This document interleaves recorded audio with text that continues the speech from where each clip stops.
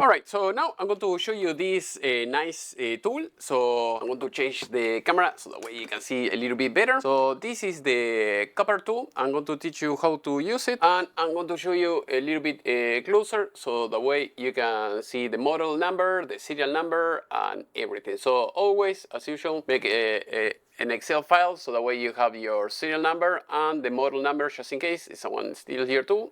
You have everything, documented.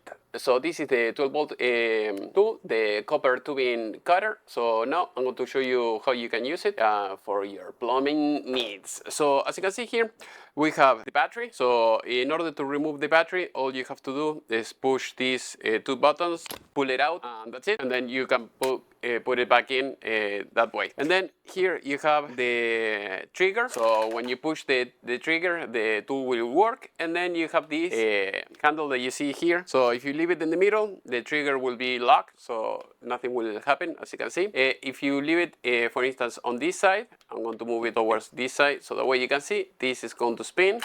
There you go. It says watch out with your fingers. And here on the other side, so let's say that you cut the pipe, and then you have to put the new pipe in. So how are you going to do it? If you want to try to move it, it will not move. So basically you have to move this towards the other way, and then it will move it. It will open it for you.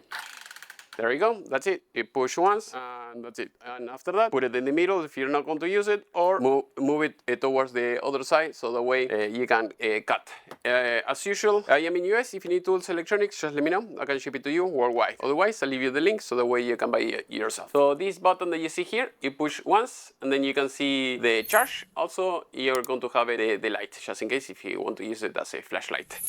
Alright, so basically you have two options. One, you can use it manually with this, but I mean this is fine for some places that are very tiny. You can use this, or you can use the tool. It should be a little bit faster. This pipe is kind of damaged, so hopefully you can cut it properly. So all you have to do is just put it inside, and that's it. The advantage of between this and using this is that this you can cut half an inch, 3/4, and I think maybe 1 inch, or otherwise it will be just half an inch and 3/4. I don't remember exactly, but usually I use it for those two sizes. I don't think so it's going to get any larger than that. Okay, so basically all you have to do is push it in, and that's it. And then just push the trigger and it will do the work.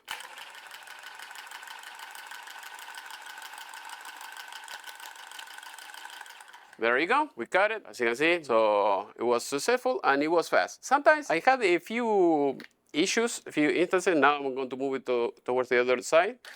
There you go, so that way it will be ready to cut again. I had some instances that I put this and it wasn't cutting, and I have to use this, but most of the time this works just fine, just in case. All right, so now I'm going to compare it with this. So if you want to cut with this, all you have to do, the same thing, put it like that, and if you see, you have the arrow here that says, okay, move it towards that way. If you move it the other way, it will come loose and it will not cut. So basically, all you have to do, if you want to cut it, you have to spin it a few times. And as you can see, it's working. And that's it. That is how you use this tool. So I'm going to show you later. I mean, if you want to, you can visit my playlist so that way you can learn how to use other tools. So if you have any suggestion or comment, please let me know in the section below. Otherwise, see you in the next class. Remember, go to the playlist. Thanks.